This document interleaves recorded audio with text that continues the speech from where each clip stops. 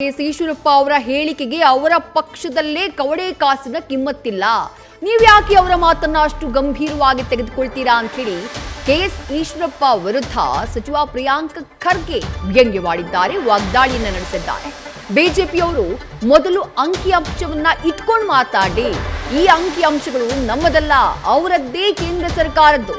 ಮೋದಿ ಗುಲಾಮರ ರೀತಿ ಮಾತನಾಡೋದು, ಮೋದಿಯವರ ಗುಲಾಮರ ರೀತಿ ಮಾತನಾಡೋದನ್ನ ಬಿಜೆಪಿಯವರು ಮೊದಲು ನಿಲ್ಲಿಸ್ರಿ ಅಂತ ಹೇಳಿ ಕುಟುಕಿದ್ದಾರೆ.